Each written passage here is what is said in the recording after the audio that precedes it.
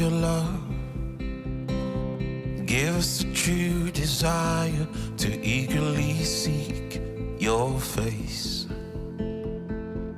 And as we crave for more of your fire to burn in our hearts, give us a revelation and the truth of who you are.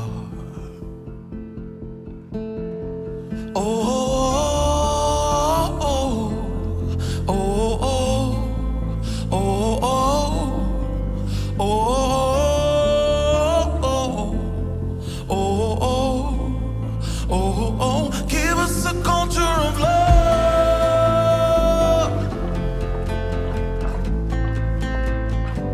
Give us a culture of love.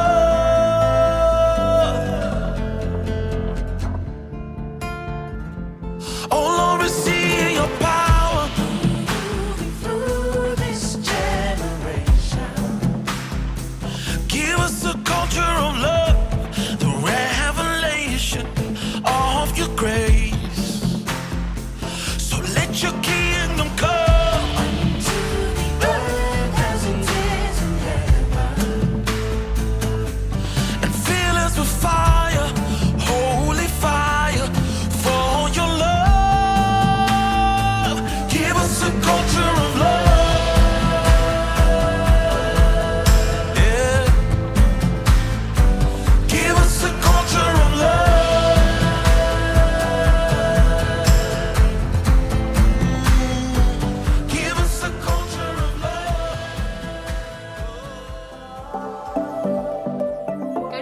Westside, Gianna here. I'm so glad you guys are here with us this morning. I just want to welcome you, and here I have Courtney with me. Hi guys, my name is Courtney. I'm the Next Gen Director here at Westside, and I am so excited. We have something really fun planned for you. Gosh, at our indoor gathering last week, we got to do kids worship, and we had so much fun. We want to do it again with you guys at home. So if you were there or you couldn't be there, we're excited to offer you a little bit of it now. So if you've got kids, bring them on in and stand up and stretch out, and let's get ready. Here we go. Through you, I can do anything. I can do all things, 'cause it's you who gives me strength. Nothing is impossible through you. Blind eyes are open, strongholds are broken. I am living by faith. Shout it out. Nothing is impossible. Come on, let's dance.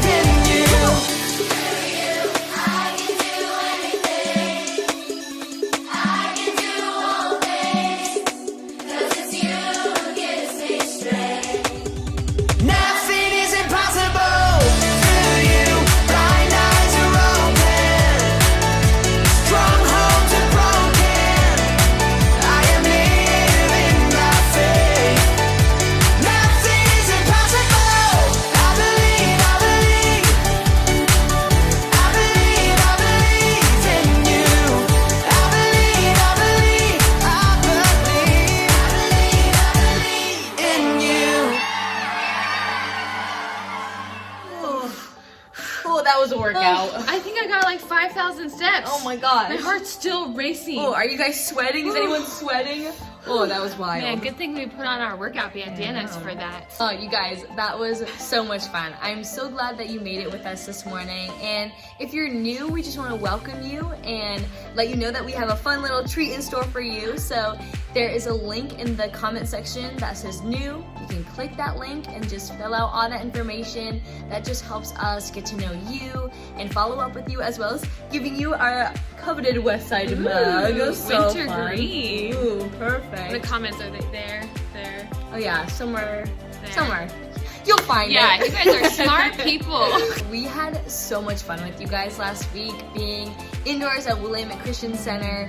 And we just want to show you a few little pictures that we took and just show you a little highlight reel of that. And yeah, It was such a good time. we had are a blast. Yeah. We are so excited to do that again soon. So just continue to be on the lookout for dates coming up, and we'll let you guys know as soon as we know when those will be. Courtney, while we were at our indoor Willamette Christian Center time, Yes. you announced something pretty exciting. Yes, as you said, kind of be on the lookout. We always have things cooking. We always have things going. And one of the things that we've been cooking up over the last month is a thing that we call Kids College. So Westside Kids College. I know some of you guys are ready to go to school. I know some of you are ready to have a good time.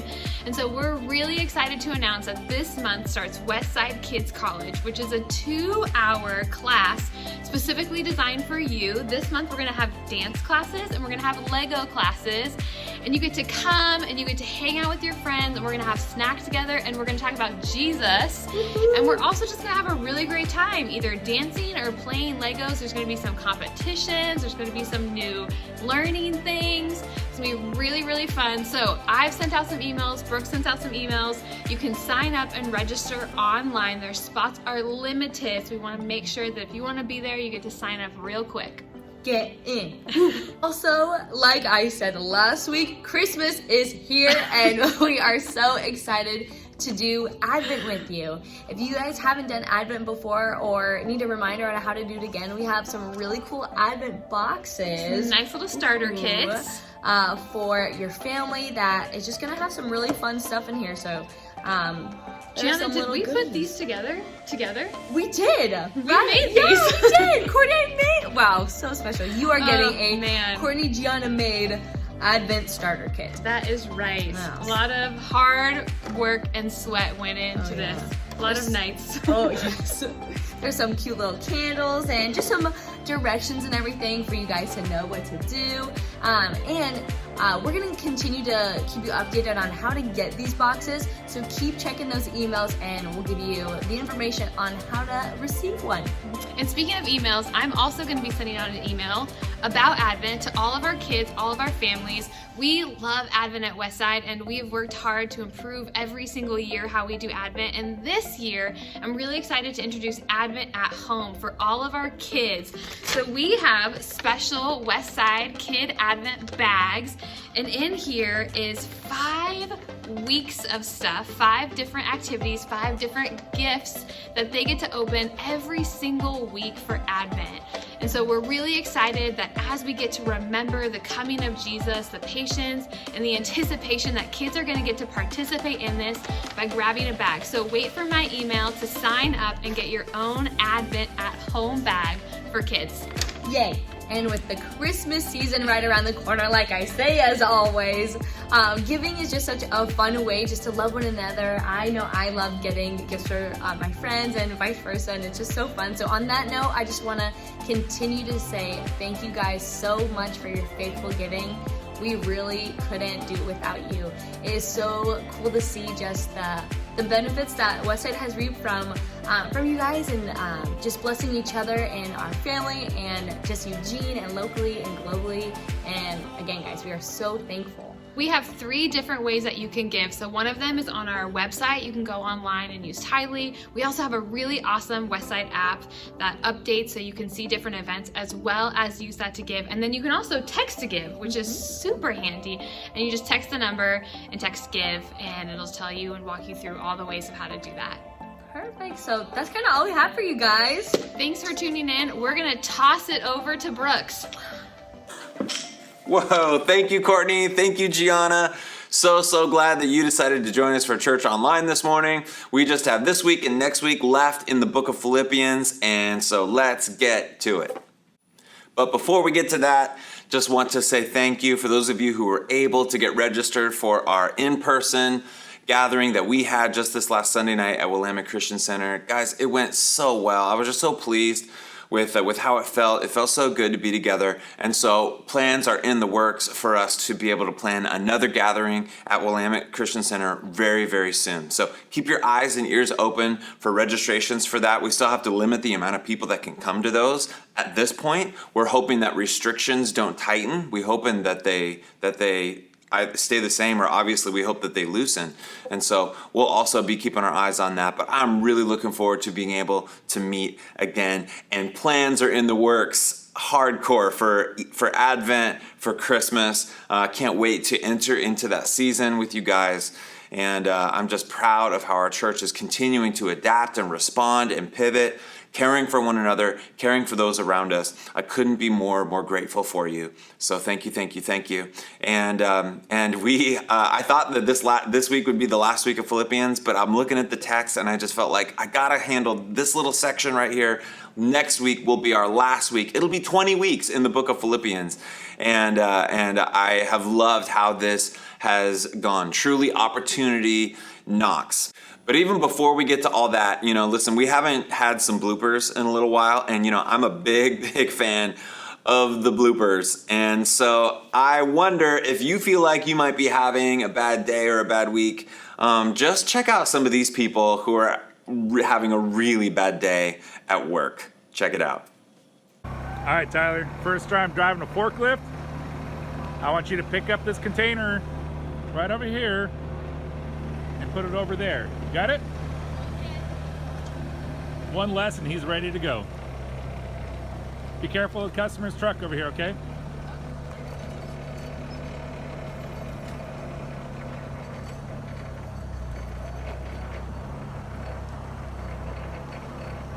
A little to your right. To your right. No, Tyler, to your right. Brakes.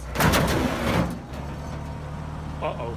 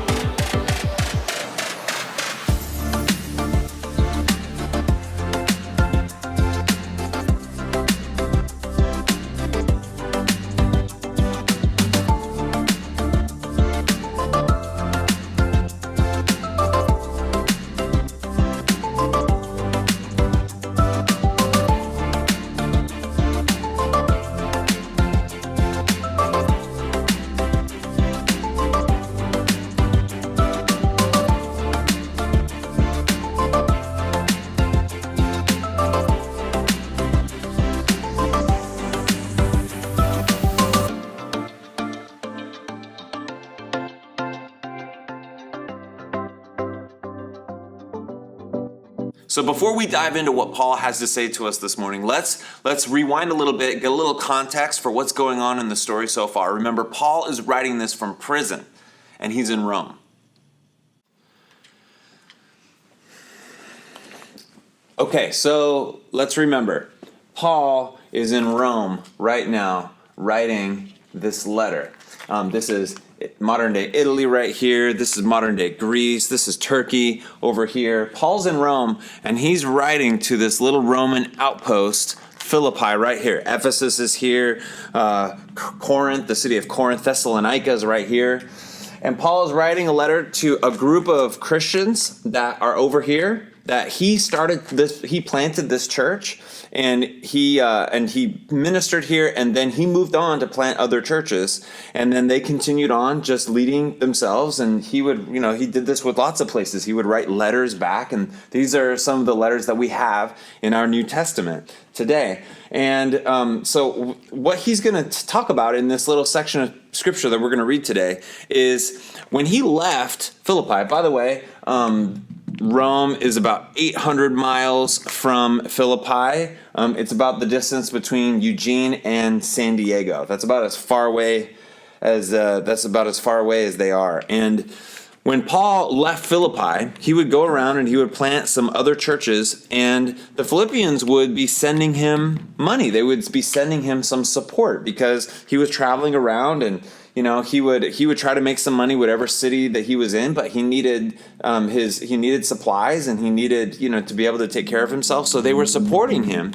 But it appears that after a while, they stopped supporting him. Maybe they just couldn't get the money to him, or maybe they didn't have it.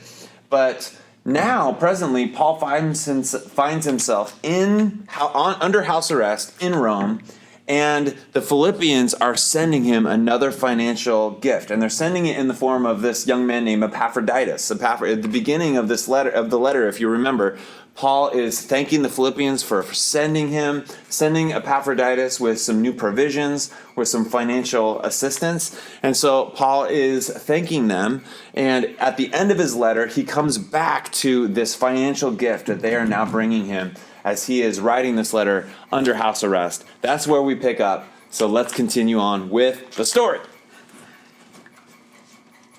And so without sounding overly dramatic, what Paul has to say right here might just save your life. And I'm not joking. I mean, what Paul has to say in this next section is dynamite, and it cuts right to the heart of how so many of us feel in our culture right now. Paul's going to address something that you struggle with. Paul is going to address something that I struggle with. Paul's going to address something that all of us as humans wrestle with every single day. And if we don't have the eyes to see it, this thing that he's going to address has the potential to destroy our relationships, to destroy our sense of value and worth, to destroy our mood every single day.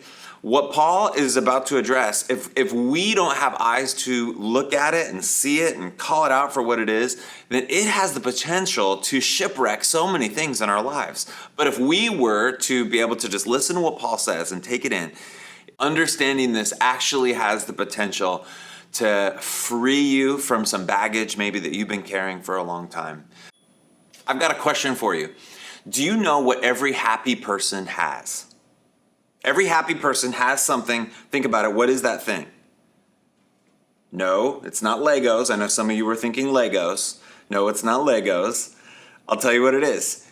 It's peace.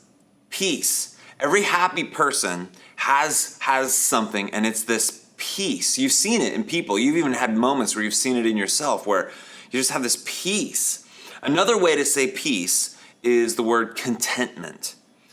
Every happy person, you've met them, even if things aren't going so well, because not everything in somebody's life goes well, but you've met people where even if things aren't going well, or even if, money is really tight, or, just things aren't working out like they thought, there's this even though they might be frustrated or tired or upset, there's this peace that they still have. There's this contentment with whatever the situation may be. And here's the thing that escapes so many of us often is contentment. it just seems like my heart isn't wired for contentment because I always seem to want more. I want bigger. I want better. I want easier. I want faster. I want beautifuler. I know that's not a word, all right, but just go with me here. It just seems like I just want more of those things. And if I feel like if I can get those things, then I'll finally feel satisfied and feel content. Because see, I've got gadgets and gizmos aplenty. I've got who's-its and what's-its galore. I mean, you want to talk about thingamabobs? I've got 20. But who cares? No big deal. I want more. But deep in my heart, I know that all those things aren't gonna make me satisfied, aren't gonna make me content. Do you know what the problem is? See, our problem isn't what we don't have, it's awareness of what we could have. And it is so hard for us to think clearly about this because literally there are algorithms at work on every social media platform.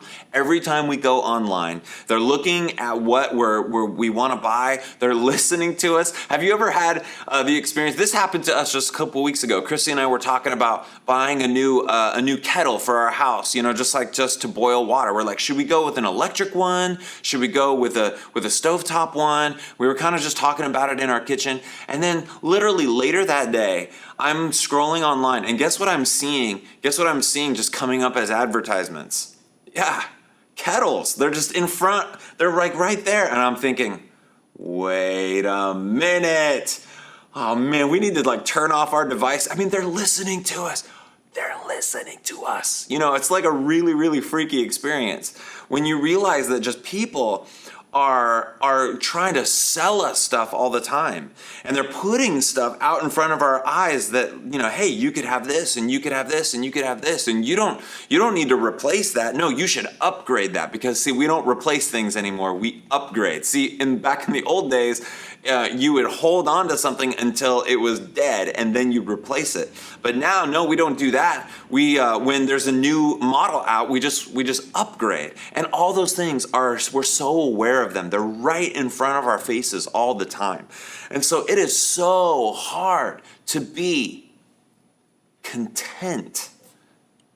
It's so hard to live at peace with what we have because we're so aware of what we could have. And this is a huge problem, and this saps the joy out of our lives so often. So often we can't enjoy what we have now because I'm thinking about what I could have later.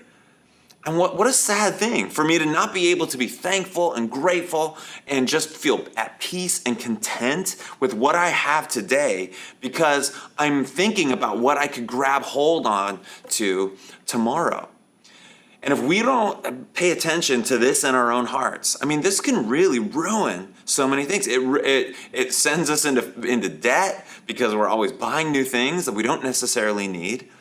This has the potential to ruin relationships because people get into a relationship with someone else, and if all their needs aren't being met all the time, or if we're just starting to have eyes to look at what other options are out there, suddenly we begin to use other people in our culture for what they can offer us, for what they can give us, instead of us looking at the people in our lives and realizing that it's our job to bless and serve them. They're not here for me. I get to be there for them. And when there's groups of people doing that for each other, that is mutual love and respect and care. That's beautiful. But turn that around. We turn each other into commodities. We turn each other into people who can just give us, that thing that we want. And then when they don't give us that thing that we want, then we can just upgrade and we can just look for somebody else to do that for us. That will ruin friendships. That will ruin relationships. So this is a big, big problem. And Paul talks about this in his letter to the Philippians. He's just about to close his letter. And he says something to them that is so profound and so helpful. In a second, he's going to say, guys, I have found the secret to contentment. Paul says, hey, do you guys want to know something? I have discovered a secret. It's the secret of contentment. So let's lean in a little bit as Paul is going to clue us in on the secret to contentment. But before we do that, I have to say this. Not all discontentment is bad. Not all discontentment is bad. If you think about it, the fact that we are discontent with things in this world is actually evidence that there's something beyond this world. And this is one of the classic arguments for the existence of God, or at least the existence of something outside of what we can see and touch and feel. This was C.S. Lewis's, one of his arguments in his book, Mere Christianity. His argument was this, is that if we walk around in this world and no amount of money can satisfy us, because we always want more, if no amount of relationships can satisfy us, if no amount of anything, you just talk to the people who are the richest, wealthiest, have everythingist, and they'll tell you the same thing, and they've said it from the beginning of time. Is that there's never enough. Maybe because there's nothing in this world that can satisfy us, maybe that means that we were made and created to live in another world. That there's something beyond this world. C.S. Lewis says it like this. He says, "If I find in myself a desire which no experience in this world can satisfy, the most probable explanation is that I was made for another world. If none of my earthly pleasures satisfy it, that does not prove that the universe is a fraud. Probably earthly pleasures were never meant to satisfy it, but only to arouse it, to suggest the real thing. If that is so, I must take care. On one hand, never to despise or to be unthankful for these earthly blessings, and on the other hand, never to mistake them for something else of which they are only a kind of copy or echo or mirage. I must keep alive in myself the desire for my true country, which I shall not find till after death. I must never let it get snowed under or turned aside. I must make it the main object of life to press on to that country and to help others to do the same." And so not all discontentment is bad. It's natural to feel discontent with the things of this world. The point is this: the people that change the world, the people that truly make an impact, are people who are not controlled by the discontentment that controls most people. They're still discontent at this world, but they're not controlled by the kind of discontentment that controls most people. So here's Paul talking about how we don't have to let discontentment control us. Here's the secret to contentment. Here's what he says. So I'm going to start in chapter 4, verse 8. This is what we covered last week. He says things like this. He says, "Finally, brothers and sisters, whatever is true, whatever is noble, whatever is right, whatever is pure, whatever is lovely, whatever is admirable, if anything is excellent or praiseworthy, think about such things. Whatever you have learned or received or heard from me or seen in me, put it into practice, and the God of peace will be with you."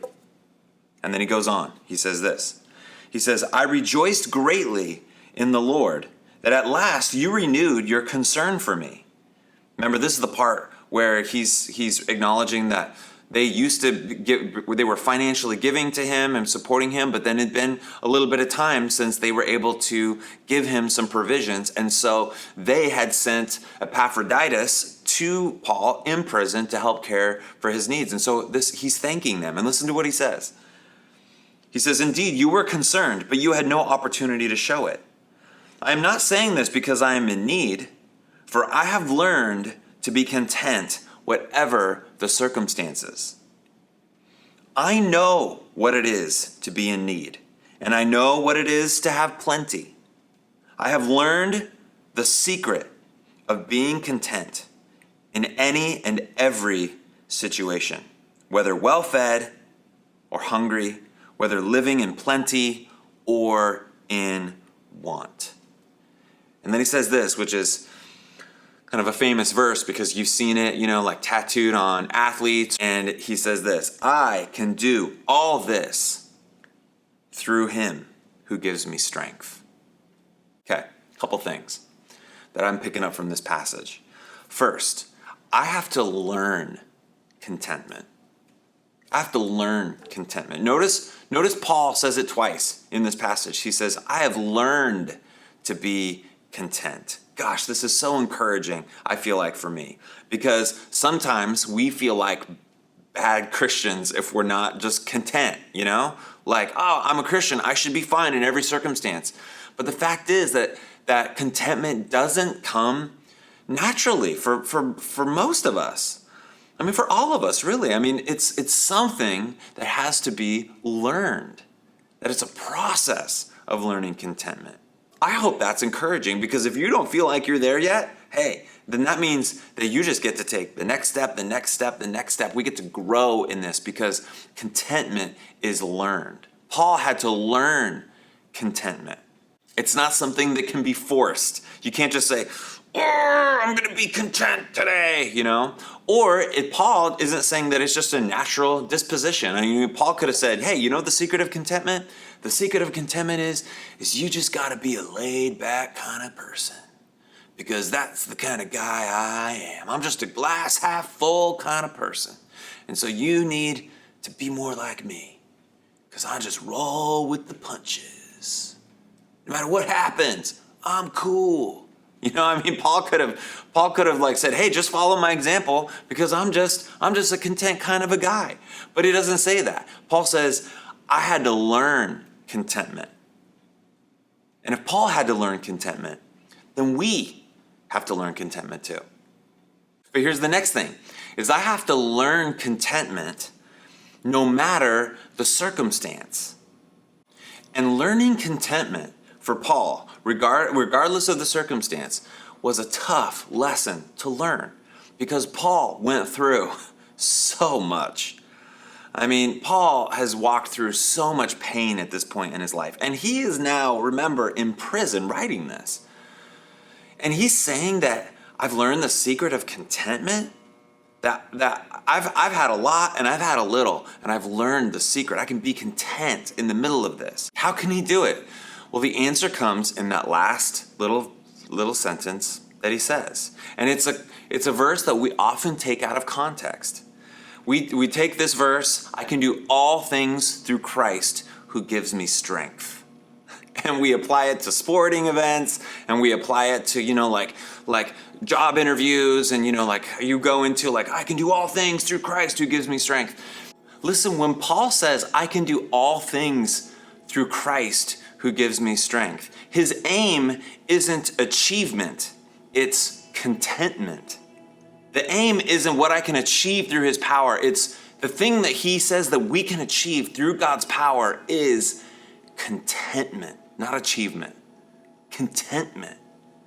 That no matter what I achieve, no matter what I have, that I can be content. This is the secret. It's not about a something. It's about a someone. Christ and his power at the center of your life. Look, we all know this. That contentment can't be found in more, bigger, faster, easier, slimmer, beautifuler. Contentment can't be found there, ever. Those things are all great things. But those things will not satisfy me, and they won't satisfy you. The only thing that will is Christ at the center of your life. I want to tell you the story about Horatio Spafford. Horatio Spafford lived in Chicago in the 1800s. And in the year 1871, there was a gigantic fire that swept through the city. And him and he at the time he had 5 children and his wife. Horatio's businesses were wiped out. They were devastated by the fire. And Horatio decided to move his family back to Europe. And so they made the arrangements. And Horatio was going to travel with him and his 4 daughters and his wife. He was going to get on the boat to cross the Atlantic, but last minute he made a change because he had some business to attend to. And so he sent his wife and his 4 daughters on ahead of him. And just as the boat with his wife and his daughters was heading out into the Atlantic, it got struck by another ship. And Horatio, just a little while after that, received a telegram from his wife, and there was just 2 words on the telegram. It said, "Saved alone." His wife was rescued, but all 4 of his daughters drowned. This is a devastated man. Crushed and broken, he gets on a boat and heads across the Atlantic to join his wife. Standing on the deck of the ship, passing the spot where his daughters had died, he writes a hymn. And it's a hymn that everyone can recognize, even somebody who hasn't been a part of church. You've heard this hymn before. Here's what he writes. He writes, "When peace like a river attendeth my way, when sorrows like sea billows roll, whatever my lot, thou hast taught me to say, it is well with my soul." How in the world could he write this as he's walking through some of the most horrific circumstances that a human being can go through? Here's how. It's in one of the next verses that he writes in this famous hymn. He says this, "My sin, oh the bliss of this glorious thought. My sin, not in part, but the whole, is nailed to the cross, and I bear it no more. Praise the Lord, oh my soul." Like, why is he writing about Jesus on the cross when he's writing about this, the grief, the sorrows like sea billows roll? I mean, what does the cross have to do with him being able to say, it is well with my soul? It has everything to do with it. Because at the center of his life, he has a king. He has a God who knows what it's like to lose a son. He's at the center of his life. He has a God who knows what it's like to walk through circumstances. And yet, the peace that Jesus held with him when he died on the cross, the kind of peace that would enable him to be able to look at all the people and say, "Father, forgive them, for they know not what they do." The peace that didn't repay back with vengeance, but the peace that looked at them and had compassion and grace. This is the kind of peace that we can have in the midst of any circumstance. May the God of peace be with you. May the God of contentment be with you. No matter what you're going through today, no matter what kind of week you had, no matter what's going on in your life, the secret of contentment is not a something, it's a someone. It's someone at the center of your life. If you have Jesus at the center of your life, then you tap into that when you find yourself looking at the things you have and looking at your situation and looking at all the things that you could have, and you start getting bitter and resentment and frustrated. God, how come I'm not content in this life? And God would say, well, you're not supposed to be fully and finally content in this life, because something better is coming. Resurrection is ultimately and finally coming. And in the middle, until then, we wait and we groan and we live expectantly, knowing that God is going to make all things right in His time. If I can have that perspective, then I can have peace. I can have contentment. If you are watching and you don't have Jesus at the center of your life, and you're wondering why you've had such a hard time finding peace and contentment with what you have and the hands that have been dealt to you and what's going on in your life right now, and you're wondering, well, how come? Well, maybe it's time to not look to a something, but look to a someone. Jesus Christ. Bring Him into the center of your life. It's the secret that we've been looking for.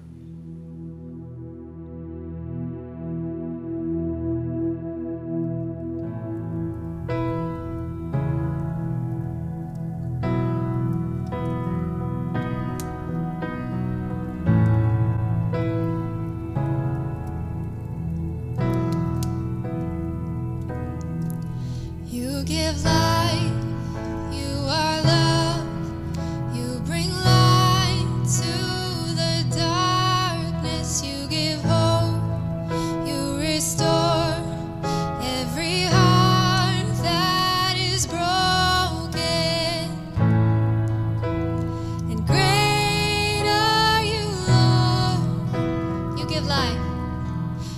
give life, you are love.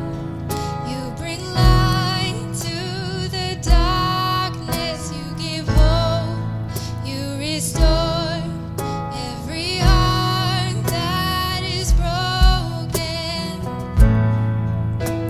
And great are you, Lord.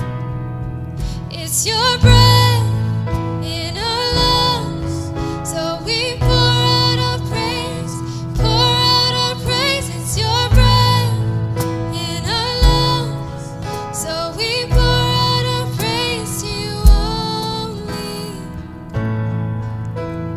Great are you, Lord. You give life, you are love. You bring light to the darkness. You give hope, you restore every heart that is broken. Great are you, Lord. It's your breath in our lungs, so we pour out our praise, pour out our praise. It's your breath in our lungs, so we pour out our praise to you only. It's your breath in our lungs, so we pour out our praise, pour out our praise. It's your breath in our lungs, so we pour out our praise to you only.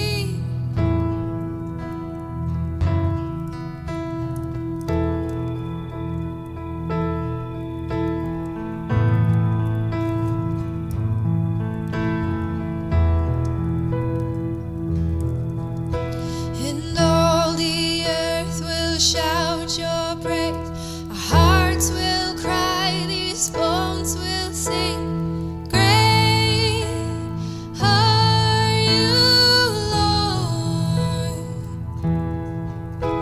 And all the earth will shout your praise.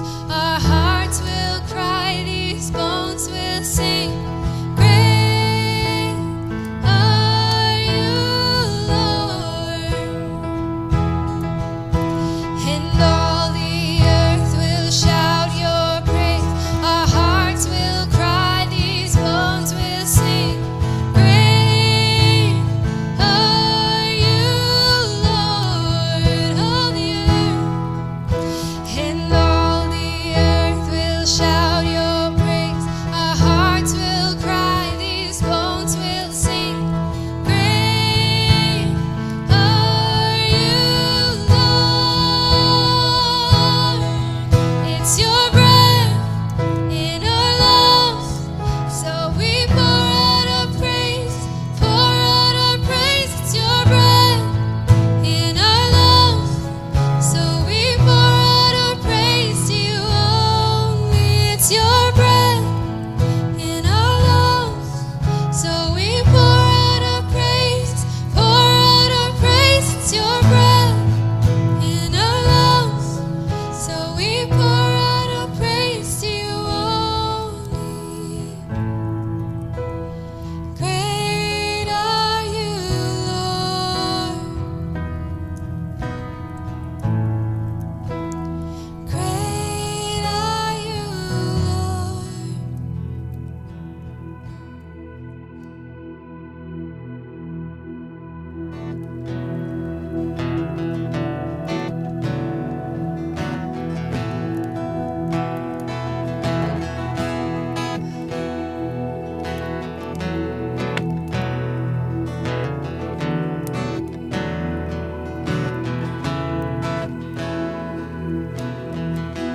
Worthy is the Lamb who was slain. Holy, holy is He. Sing a new song, innocent song, heaven's mercy see. Worthy is the Lamb who was slain. Holy, holy is He. new song. To him who sits on heaven's mercy seat. Yeah. Holy, holy, holy is our Lord God Almighty, who was and is to come. With all creation I sing praise to the King of Kings. You are my everything, and I will adore you.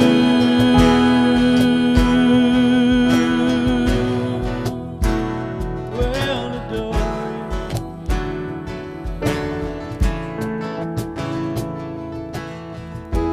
Clothed in rainbows, living color, flashes of lightning, rolls of thunder.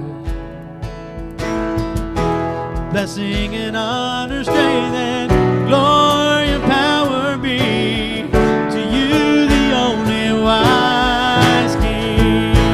Yeah. Holy, holy, holy is our Lord God Almighty, who was and is to come. Yeah. With all creation I sing praise to the King of Kings. You are my everything, and I will adore you.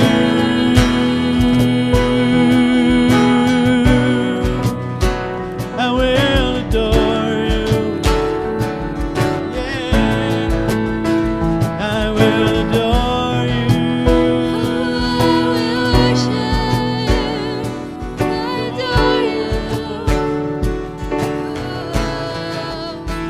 I will adore you.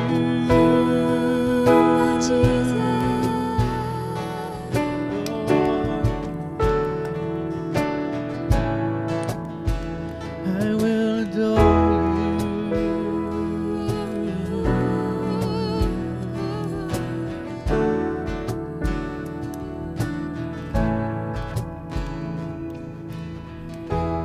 Filled with wonder, awestruck wonder at the mention of your name.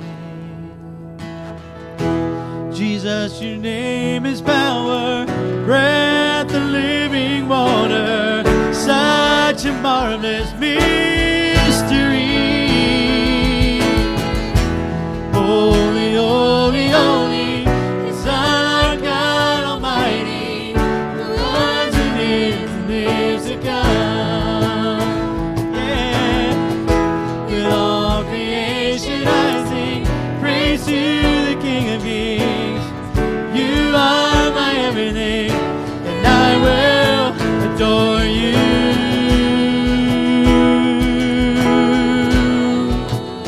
I will adore you. Yeah, I will adore you. I adore you. I adore you, Lord. And I adore you, Lord. I adore you, Lord.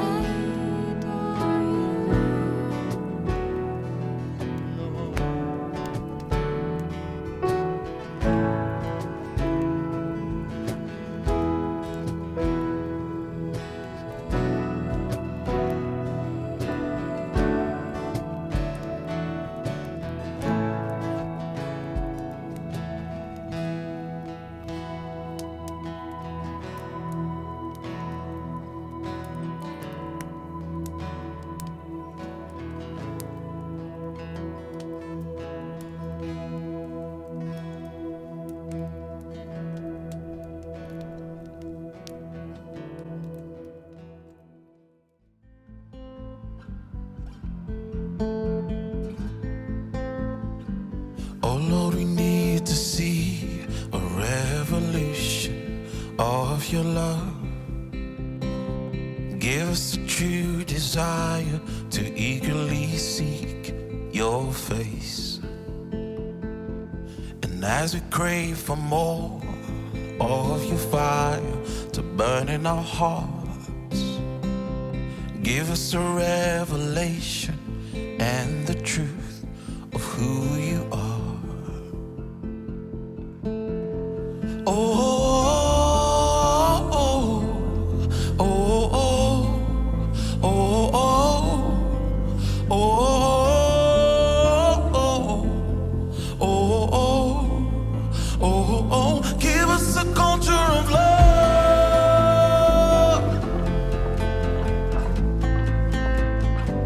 Give us a culture of love.